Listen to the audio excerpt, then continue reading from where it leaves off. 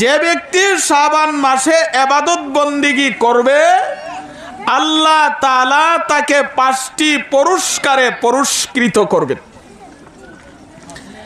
শিন দ্বারা বোঝানো হয়েছে শারাফুন, মর্যাদা, সম্মান। যে ব্যক্তি শাবান মাসে ইবাদত বন্দেগী করবে আল্লাহ তাআলা তাকে মর্যাদা দান করবেন, সম্মান দান করবেন। আইন দ্বারা বোঝানো হয়েছে আলা উলুবুন, উঁচু মর্যাদা। যে ব্যক্তি শাবান মাসে ইবাদত বন্দেগী করবে আল্লাহ তাআলা তাকে উঁচু মর্যাদা দান করবেন। বা দ্বারা বোঝানো হয়েছে বিররুন, কল্যাণ। যে ব্যক্তি শাবান মাসে ইবাদত বন্দেগী করবে আল্লাহ তাআলা তাকে কল্যাণ দান করবেন। আলিফ দ্বারা বোঝানো হয়েছে উলফাতুন, মুহাব্বত, ভালোবাসা। যে ব্যক্তি শাবান মাসে ইবাদত বন্দেগী করবে আল্লাহ তাআলা তাকে ভালোবাসবেন। নুন দ্বারা বোঝানো হয়েছে নূরুন, আলো। যে ব্যক্তি শাবান মাসে ইবাদত বন্দেগী করবে আল্লাহ তাআলা তাকে আলোকিত করবেন। সুবহানাল্লাহ। আম্মা বাদু ফাআউযু বিল্লাহি মিনাশ শাইতানির রাজীম। বিসমিল্লাহির রহমানির রহিম। হামিম ওয়াল কিতাবিল মুবিন। ইন্না আনজালনাহু ফি লাইলাতিন মুবারাকাহ। ইন্না কুন্না মুনজিরিন। ফিহা ইউফরাকু কুল্লু আমরিন হাকীম। বারাকাল্লাহু লানা ওয়া লাকুম ফিল কুরআনিল আযীম। ونفعنا وإياكم بالآيات والذكر الحكيم। আজকের মাহফিলের শ্রদ্ধাভাজন সভাপতি, উপস্থিত নায়েবে নবী হযরত উলামায়ে কেরাম, মুরব্বিয়ানে আযম, যুবক ভাই ও পর্দার আড়ালের মা বোন,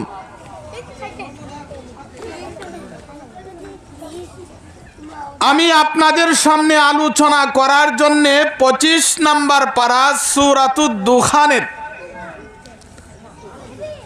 1 থেকে 4 নম্বর আয়াত তেলাওয়াত করেছি। এই 4টি আয়াতকে সামনে রেখে আপনাদের সামনে আলোচনা করব, আল্লাহ তাআলা যদি তৌফিক দান করেন। মাহতারাম হাজিরিন, এখন যে মাসটি চলতেছে আরবিতে বলা হয় শাবান মাস। শাবান মাস একটি বরকতপূর্ণ মাস। শাবান মাস একটি মর্যাদাপূর্ণ মাস। শাবান মাস একটি ফজিলতপূর্ণ মাস। শাবান শব্দের আবিধানিক অর্থ হলো বর্ষণ করা, ছড়িয়ে পড়া, ছিটিয়ে পড়া। ইমাম শাফি রহমাতুল্লাহি আলাইহি তিনি বলেন, যে ব্যক্তি শাবান মাসে ইবাদত বন্দেগী করবে আল্লাহর পক্ষ থেকে রহমত, বরকত ছড়িয়ে পড়বে, ছিটিয়ে পড়বে, বর্ষণ করবে। বড় পীর আব্দুল কাদের জিলানী রহমাতুল্লাহি আলাইহি তিনি বলেন, শাবান লিখতে 5টি অক্ষর লাগে। শিন, আইন, বা, আলিফ, নুন, 5টি অক্ষর লাগে। বড় পীর আব্দুল কাদের জিলানী রহমাতুল্লাহি আলাইহি তিনি বলেন, যে ব্যক্তি শাবান মাসে ইবাদত বন্দেগী করবে আল্লাহ তাআলা তাকে 5টি পুরস্কারে পুরস্কৃত করবেন। শিন দ্বারা বোঝানো হয়েছে শারাফুন, মর্যাদা, সম্মান। যে ব্যক্তি শাবান মাসে ইবাদত বন্দেগী করবে আল্লাহ তাআলা তাকে মর্যাদা দান করবেন, সম্মান দান করবেন। আইন দ্বারা বোঝানো হয়েছে আলা উলুবুন, উঁচু মর্যাদা। যে ব্যক্তি শাবান মাসে ইবাদত বন্দেগী করবে আল্লাহ তাআলা তাকে উঁচু মর্যাদা দান করবেন। বা দ্বারা বোঝানো হয়েছে বীরুন কল্যাণ। যে ব্যক্তি শাবান মাসে ইবাদত বন্দেগী করবে আল্লাহ তাআলা তাকে কল্যাণ দান করবেন। আলিফ দ্বারা বোঝানো হয়েছে উলফাতুন মুহাব্বত, ভালোবাসা। যে ব্যক্তি শাবান মাসে ইবাদত বন্দেগী করবে আল্লাহ তাআলা তাকে ভালোবাসবেন। নুন দ্বারা বোঝানো হয়েছে নূরুন আলু। যে ব্যক্তি শাবান মাসে ইবাদত বন্দেগী করবে আল্লাহ তাআলা তাকে আলোকিত করবেন। সুবহানাল্লাহ। তো বড় পীর আব্দুল কাদের জিলানী রহমাতুল্লাহি আলাইহি তিনি বলেন, শাবান লিখতে 5টি অক্ষর লাগে, এক একটি অক্ষর এক একটি অর্থ বহন করে। যে ব্যক্তি শাবান মাসে ইবাদত বন্দেগী করবে আল্লাহ তাআলা তাকে 5টি পুরস্কারে পুরস্কৃত করবেন। শাবান মাস উপলক্ষে 5টি আমল করা যায়। শাবান মাস উপলক্ষে 5টি আমল করা যায়।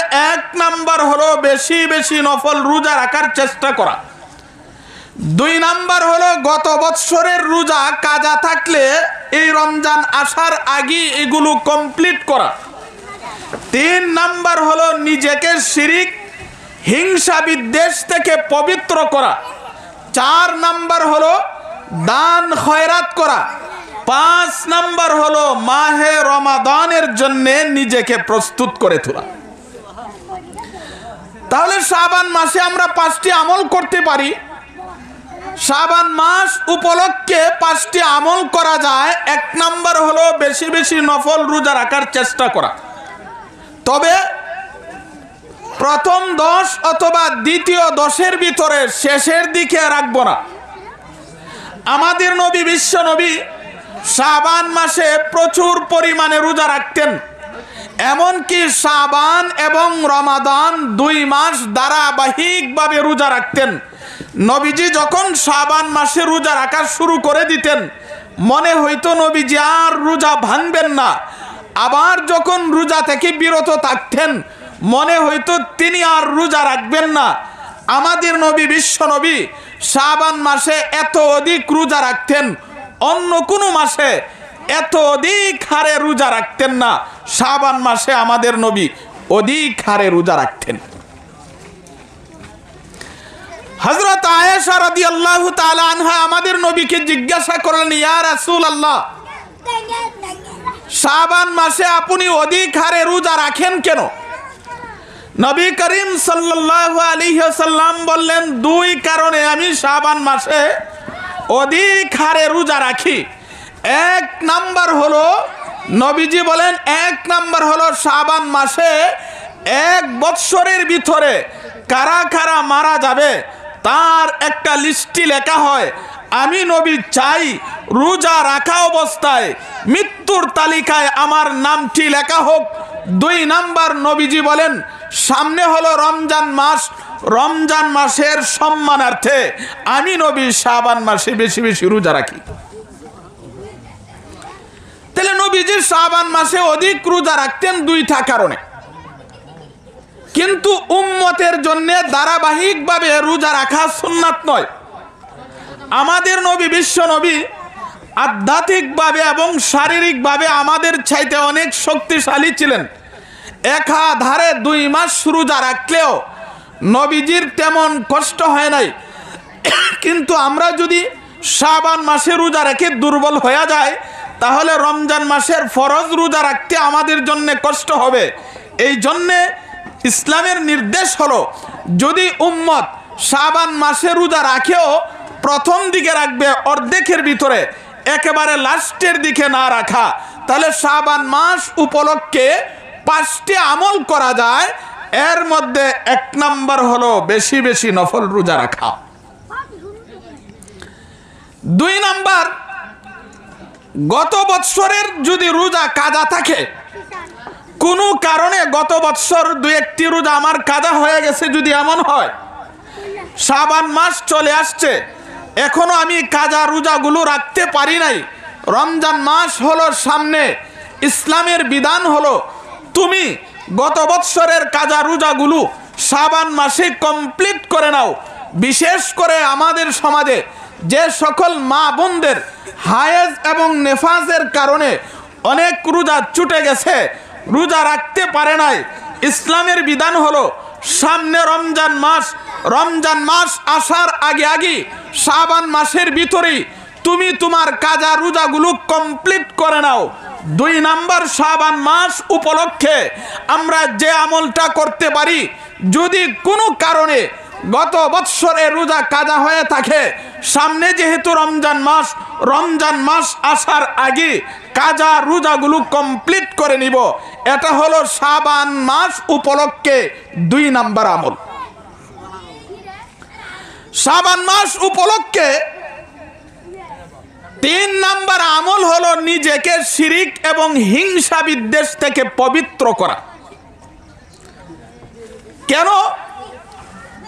আল্লাহ তাআলা শাবান মাসের 14 তারিখ দিবাগত রাত শবে বরাতে সাধারণ ক্ষমার ঘোষণা করে, কিন্তু কিছু দুর্ভাগ্য কপাল পোড়া এমনও কিছু বড় বড় অপরাধী আছে যারা শবে বরাতের রাতে সাধারণ ক্ষমার অন্তর্ভুক্ত হয় না, আল্লাহ তাদেরকে ক্ষমা করেন না।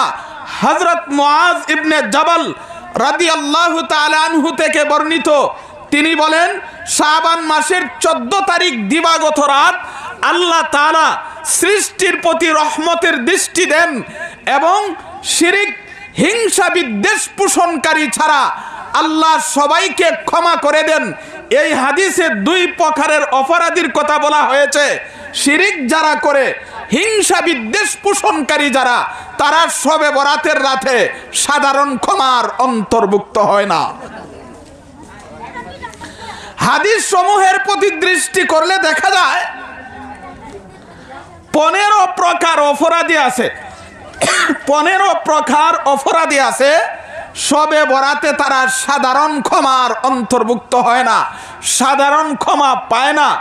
1 নাম্বার হলো মুশরিক, যারা আল্লাহর সাথে শিরিক করে তাদেরকে মুশরিক বলা হয়।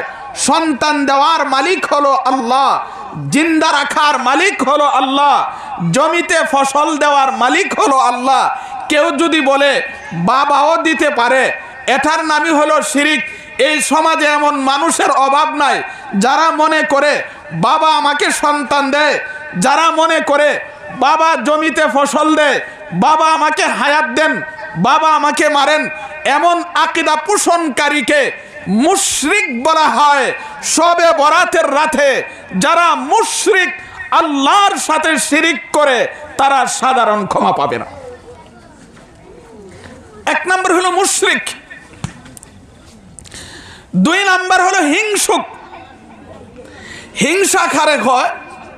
আরেকজনের ভালো দেখলে যার মনে সয় না, আরেকজনের সুনাম শুনলে যার মনে মনে জ্বলে, আরেকজনের টাকা পয়সা দেখলে যার মনে মনে জ্বলে, আরেকজনের ভালো দেখলে যার মনে সয় না, বুঝতে হবে তার ভিতরে হিংসা আছে। ইমাম গাজালি রহমাতুল্লাহি আলাইহি তাবলীগে দ্বীন নামক কিতাবে উল্লেখ করেছেন, হিংসা রূপটা বড় খারাপ। শুকনা লাকড়ি জমা করে একত্র করে আগুন দিলে যেমন ভাবে আগুন শুকনা লাকড়িকে জ্বালায়া পুরায়া ছারখার করে দেয়, ইমাম গাজালি তাবলীগে দ্বীন নামক কিতাবে উল্লেখ করেছেন, ঠিক তেমনি ভাবে হিংসা এমন এক রূপ যে হিংসা ইবাদত বন্দেগীর সওয়াবকে পুইরা ছারখার করে দেয়। হিংসা নামাজের সওয়াবকে নষ্ট করে দেয়, রোজার সওয়াবকে নষ্ট করে দেয়, হজের সওয়াবকে নষ্ট করে দেয়, যাকাতের সওয়াবকে নষ্ট করে দেয়। হিংসা ইবাদত বন্দেগীর সওয়াবকে পুইরা ছারখার করে মানুষকে জাহান্নামের যোগ্য বানায়া ছাড়ে। ইমাম গাজালি রহমাতুল্লাহি আলাইহি তাবলীগে দ্বীন নামক কিতাবে উল্লেখ করেছেন, হিংসার 2 অবস্থা, একটা হলো মনে মনে জ্বলে, আরেকটা হলো তেলে বেগুনে জ্বলে। হিংসুক যারা আরেকজনের ভালো দেখলি তার মনে মনে জ্বলে, মনে মনে জ্বলে, শান্তি নাই, মনে শুধু অশান্তি। আরেকটা হলো মনে মনে জ্বলে না, তেলে বেগুনে জ্বলে, আরেকজনের ভালো দেখলি তার চেহারাটা পরিবর্তন হয়ে যায়, চেহারা অন্যরকম হয়ে যায়। হিংসা বড় খারাপ রূপ। নবী করিম সাল্লাল্লাহু আলাইহি সাল্লাম বলেন, শবে বরাতে যারা হিংসুক তারা সাধারণ ক্ষমার অন্তর্ভুক্ত হবে না। 3 নাম্বার হলো আত্মীয় সম্পর্ক ছিন্নকারী।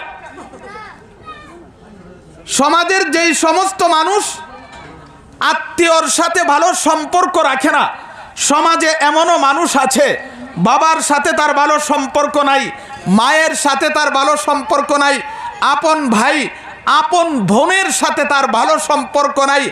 আত্মীয় সম্পর্ক ছিন্নকারী যারা, তারাও শবে বরাতে সাধারণ ক্ষমার অন্তর্ভুক্ত হবে না। 4 নাম্বার হলো টাকনুর নিচে পায়জামা লুঙ্গি পরিধানকারী। আমাদের সমাজে এমনও যুবক আছে লুঙ্গি অথবা জামা পরিধান করে যখন হেঁটে যায়, রাস্তা আর ঝাড়ু দেওয়ার প্রয়োজন হয় না। পায়জামা অথবা লুঙ্গি যদি টাকনুর নিচে পরিধান করে, তাহলে হাদিস শরীফের মধ্যে উল্লেখ আছে তারাও শবে বরাতে সাধারণ ক্ষমার অন্তর্ভুক্ত হবে না। এক হাদিসে রাসূল করিম সাল্লাল্লাহু আলাইহি ওয়াসাল্লাম বলেন, যারা টাকনুর নিচে পায়জামা লুঙ্গি পরিধান করে এদের পাগুলোকে জাহান্নামের আগুনে জ্বালানো হবে। 5 নাম্বার হলো মাতা পিতার অবাধ্য সন্তান। মাতা পিতার অবাধ্য সন্তান, এমনও সন্তান আছে তার টাকার অভাব নাই, পয়সার অভাব নাই, ভারী ঘরের অভাব নাই, কিন্তু মা বাবা ভালো একটা রুমে থাকতে পারে না, মা বাবার ভালো খাবারের ব্যবস্থা হয় না, মা বাবার চিকিৎসার ব্যবস্থা হয় না। মা বাবার অবাধ্য সন্তান যারা, তারাও শবে বরাতে সাধারণ ক্ষমার অন্তর্ভুক্ত হবে না। 6 নাম্বার হলো মদ পানকারী যারা, মদ পান করে মদ গাঞ্জা খায়। এমন লোকও আপনাদের সমাজে অভাব নাই। এমনও লোক আছে যারা মদ গাঞ্জাকে হালাল মনে করে, যারা মদকুর গাঞ্জাকুর, এরাও শবে বরাতে সাধারণ ক্ষমার অন্তর্ভুক্ত হবে না। 7 নাম্বার হলো বেবিচারী এবং বেবিচারিণী যারা অবৈধ কাজে লিপ্ত, বেবিচারী এবং বেবিচারিণী যারা, তারাও শবে বরাতে সাধারণ ক্ষমার অন্তর্ভুক্ত হবে না।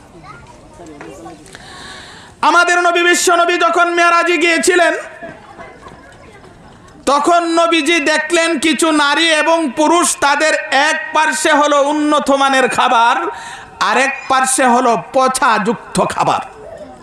কিন্তু এই নারী এবং পুরুষ উন্নত মানের খাবার না খেয়ে পচাযুক্ত খাবার খেয়ে পরিষ্কার করে ফেলাইছে।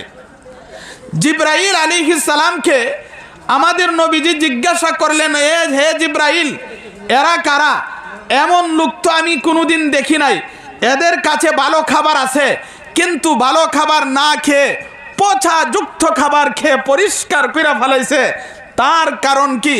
তখন জিব্রাইল বললেন, অগণবী, তারা হলো দুনিয়ার ওই সমস্ত লোক, ওই সমস্ত পুরুষ, ওই সমস্ত নারী পুরুষ যাদের স্ত্রী ছিল দুনিয়াতে হালাল, কিন্তু স্ত্রী রেখে পর নারীর কাছে গেছে। তারা হলো ওই সমস্ত নারী, স্বামী ছিল তাদের জন্য হালাল, স্বামী রেখে অপর পুরুষের কাছে গেছে, পরকীয়ায় লিপ্ত ছিল।